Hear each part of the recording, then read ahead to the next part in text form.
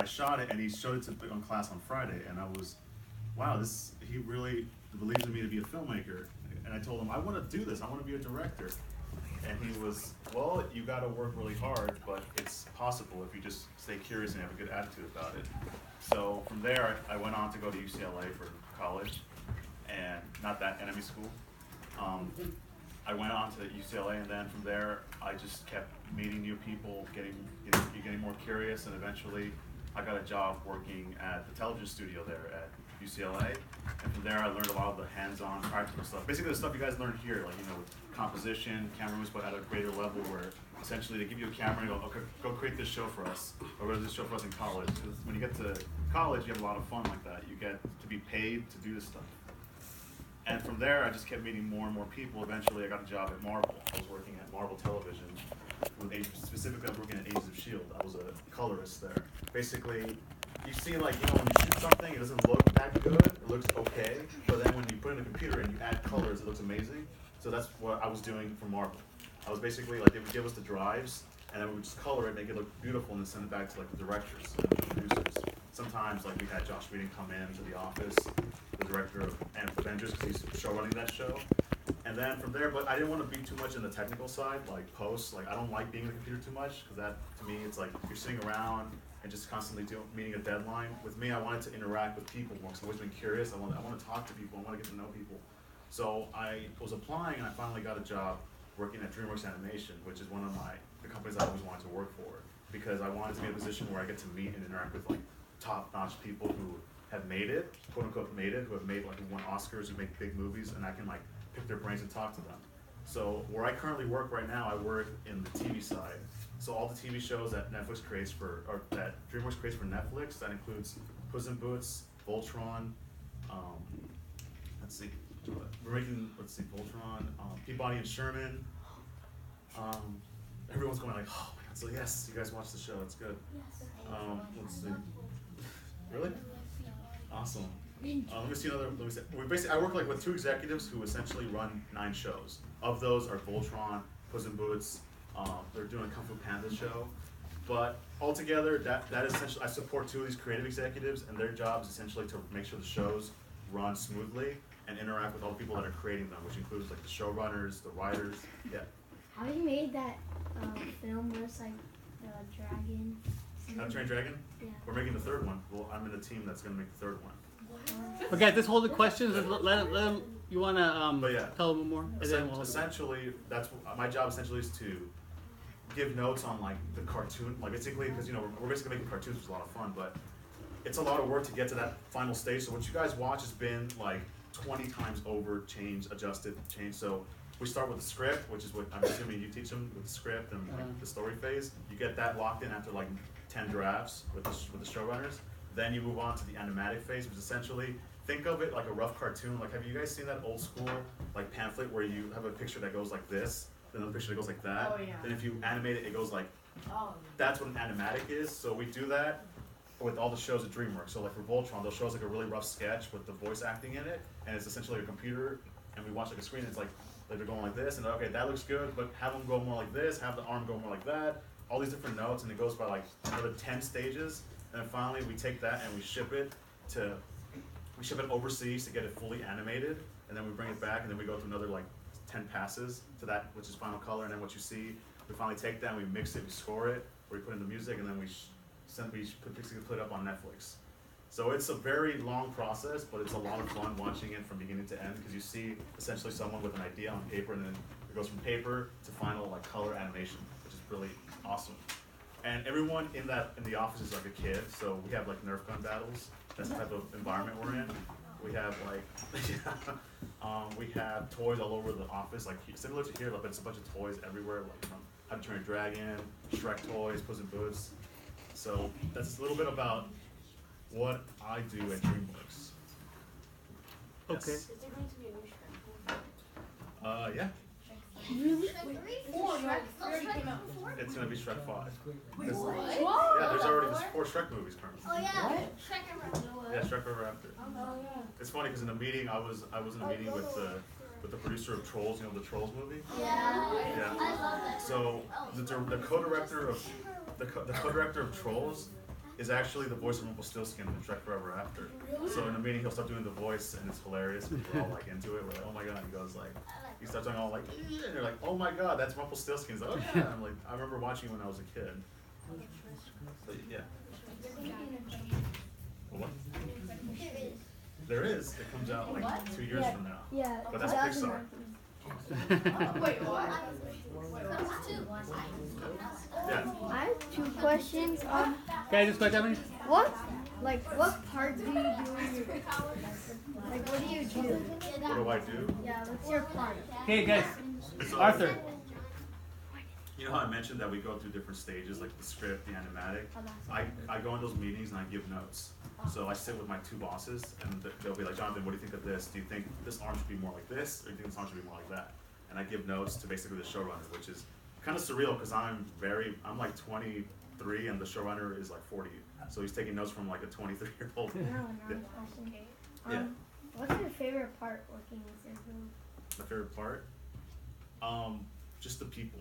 Because you're gonna find that if you go in entertainment, it's they always say it's a really like grueling, like hardworking, no time to have fun. But if you work at some place like Dreamworks or those companies that really cater to the idea of having fun, you tend to have a lot of fun with people that are similar-minded like you.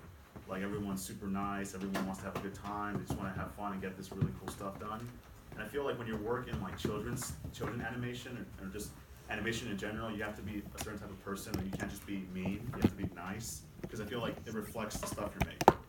And that's my favorite part, is working with those really nice people. And yeah. Is there any advice you have on people that want to be like filmmakers? What's the question? Any advice? Okay, any advice? Okay. Yeah.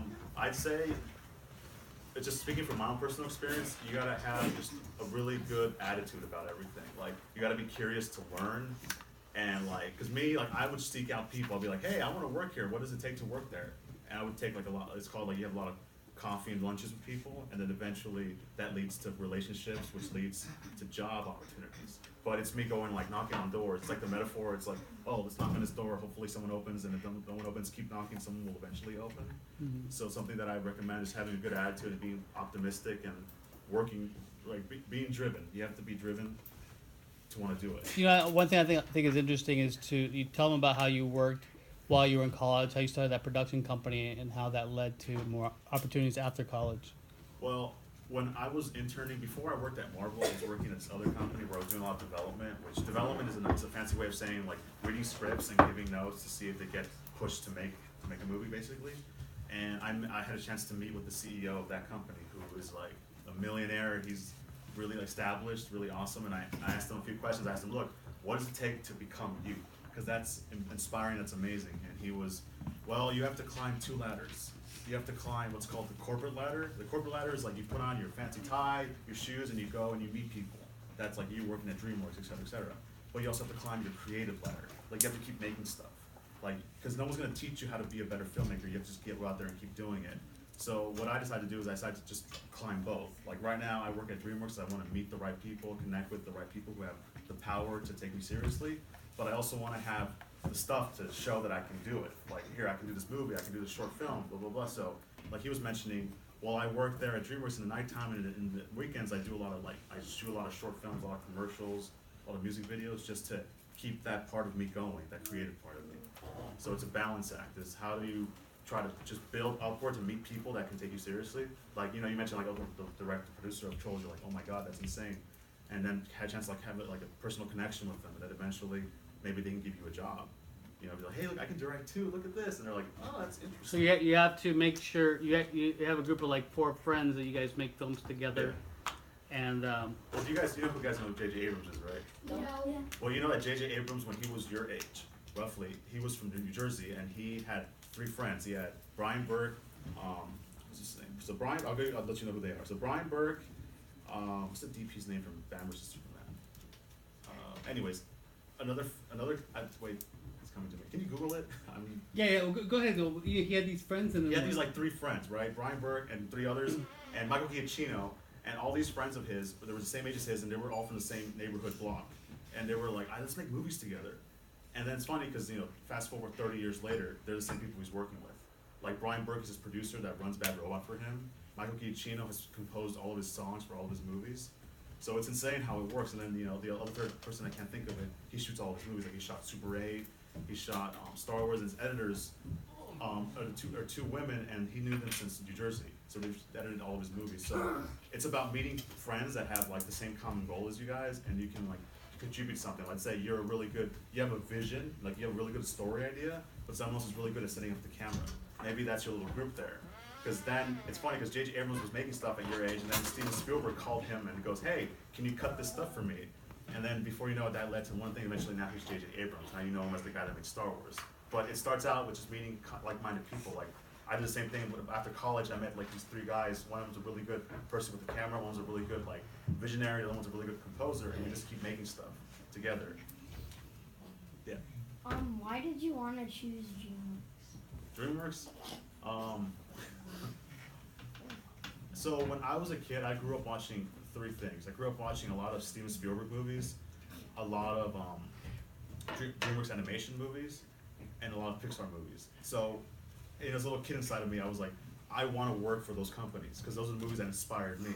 So, I'm like, DreamWorks is up there number 3. Like, those are the top 3 places I want to work. It's either Amblin, which is Steven Spielberg's company, or Pixar, which is, you know, a movie that makes all the best movies ever, and then DreamWorks makes Shrek and those movies that really inspired me. So that's why I went with DreamWorks. So I was like, I want to work for a company that inspired me when I was a kid. This stuff that I saw meant a lot to me, and I want to contribute to the same company that contributed to my life. Yes? What's the average amount of time it takes to make a movie? Depends on the movie, but like, if you do like a short movie, like 10 minutes, it really depends on how you want the end product to look. Like, I'll give you an example. Like, I'm working on a documentary right now, like this 10-minute documentary. It's taking us 8 months to shoot it. And it's gonna take us like another year to edit it because we're trying to get it as perfect as possible because we're gonna send it to like Sundance or something. So it really depends. You can literally shoot a scene like in 5 minutes, but that's why movies take so long to shoot. Like, J.J. Abrams shot Star Wars for 2 years. The Star Wars 7, and he edited for another 2 years. And Disney said, yeah, that's fine, just make sure it makes $2 billion. And he's like, well, I can totally do that. And he did. He was able to make a movie that made $2 billion, but he took his time because making a movie like that is insane. So it's about, you know, how precise you want to be, how particular you want to be. Like, I have, like, when we do scenes, like say we do a shot and we push in like that, someone will be like, oh, that's not perfect, let's do it again. So we do like 30 takes just to get it just right. But all that, being very meticulous, at the end of the day pays off because it looks more and more perfect. So really it's a balance act. There's movies that can take you like 5 minutes, but it depends. Think of it like this: if you put in 5 minutes to make a movie, how do you think it's gonna come out? But what if you put in a year? How do you think it's gonna come out? It's gonna look amazing, right? So it's that old saying: you get what you put into it. You know, if you put in a lot of time and effort, it's gonna come out really well.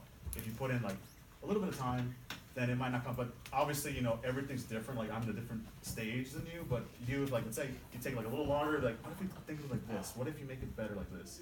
And with me, I always influence movies that inspired me. So I think of like, how would Spielberg do that? Like, he does like that wide shot. What if he did that? We dolly in when she's nervous. You know, those stuff you think about, and it makes a better movie.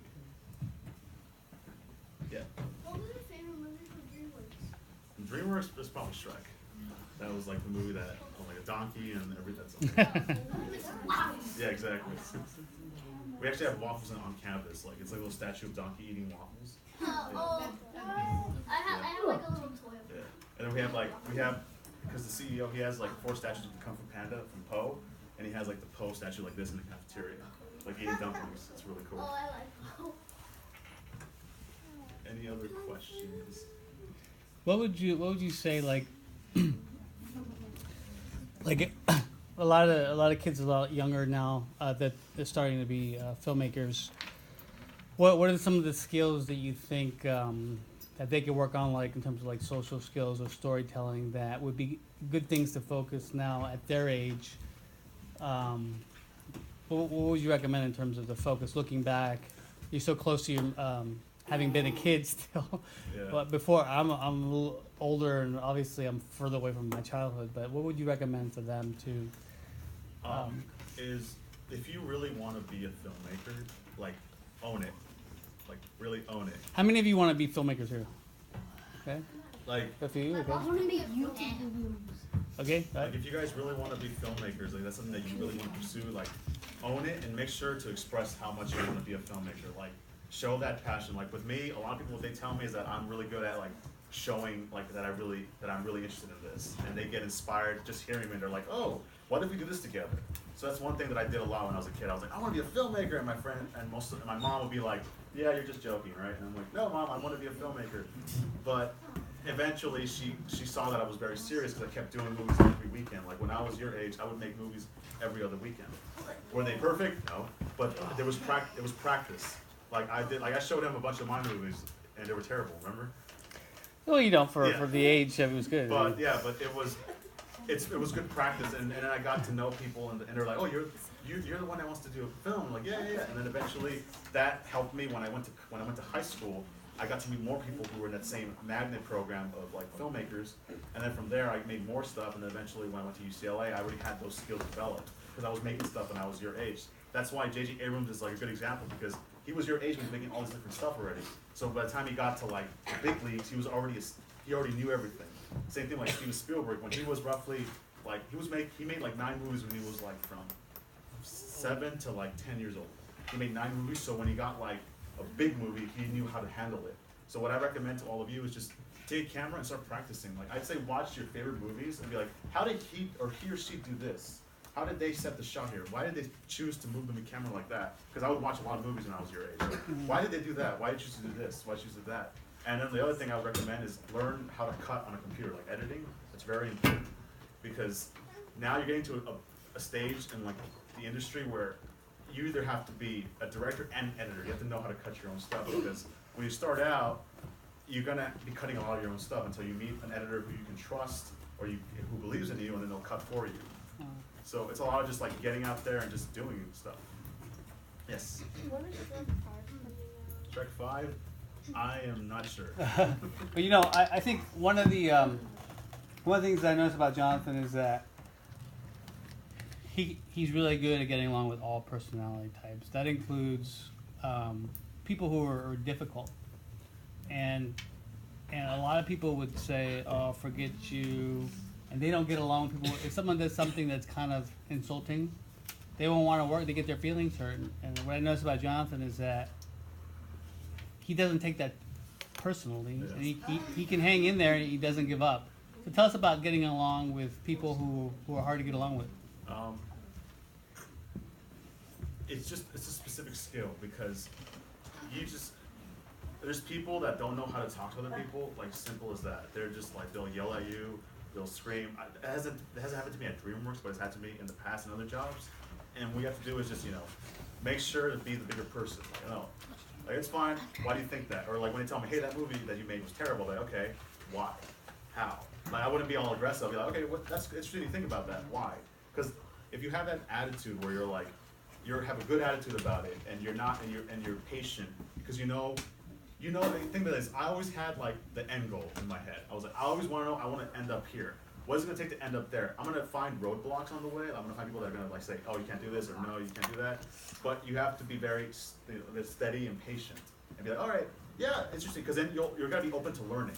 Because all these people, regardless, like Mr. D, like he has more experience than me, more experience than all of you, and he has wisdom that you can tap into and be like, hey, what do you think of that? And he's like, oh, we can try this and this and that, just because he went to USC, which is the top film school in the world, and stuff like that. But that's something I always learned, is like, even if it's not filmmaking, like my mom, I'd always think, okay, my mom's been in this earth longer than I have. She obviously knows more about the world and about life than I do.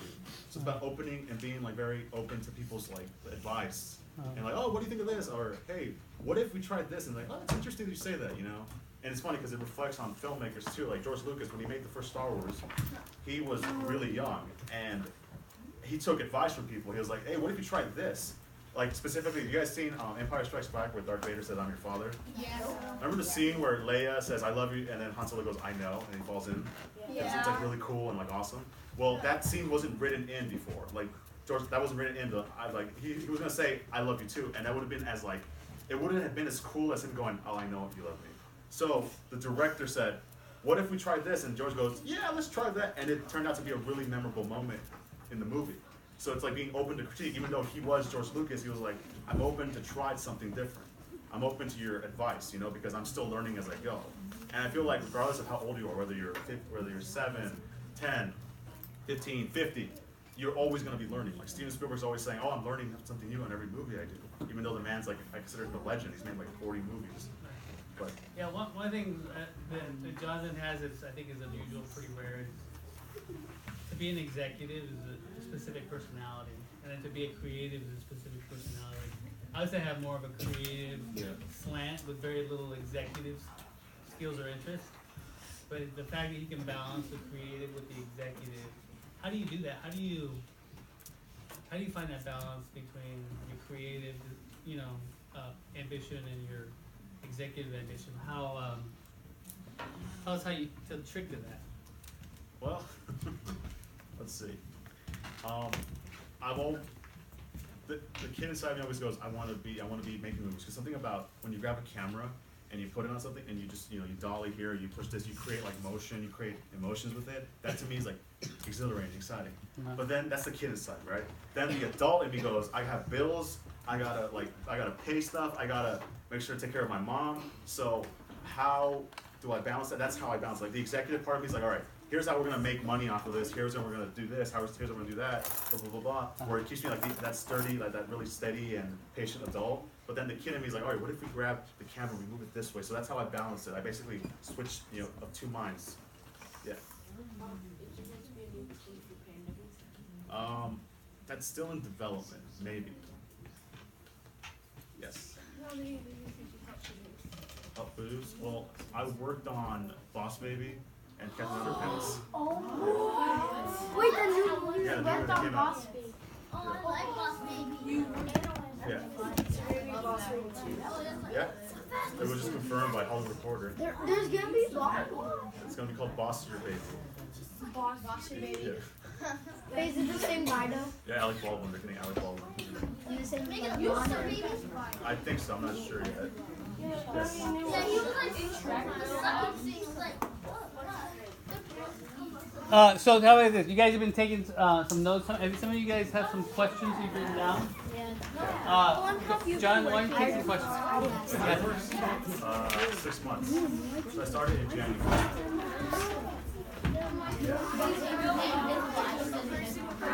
All right, guys, just quiet down. Sit down, please. I'm not sure. I mean, that stuff is still like within development. So I'm not really sure. All I know is the movie's gonna be happening, but I don't know when. All right, guys, let's take a moment now. Let's give Jonathan Coria an applause for being here.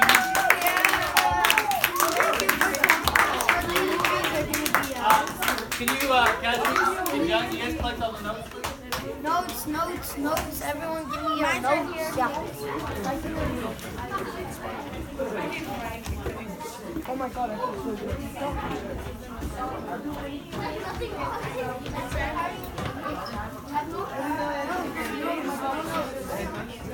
Could I have some notes? Oh god!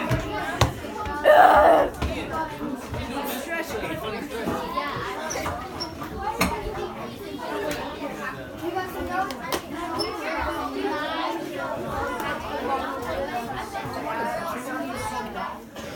All right, guys, take your seats, please. Guys.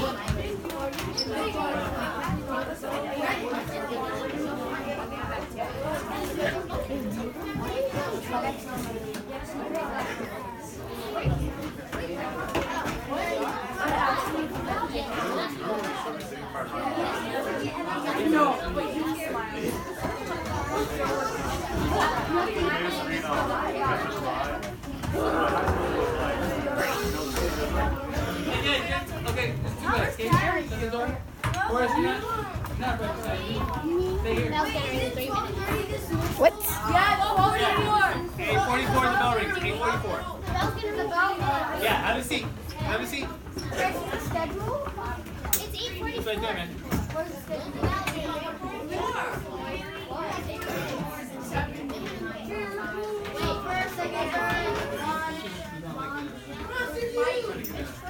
Alright, we're going to show Jonathan our film screen here. I think the left.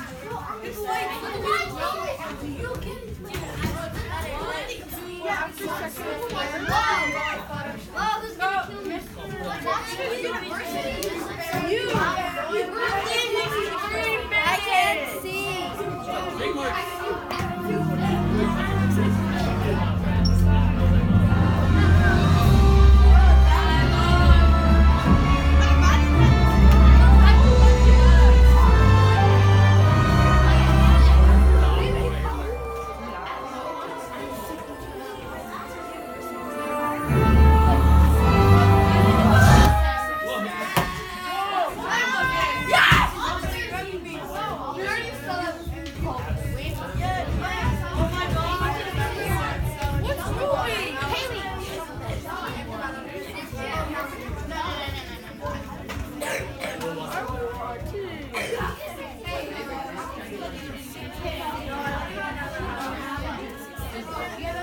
Okay,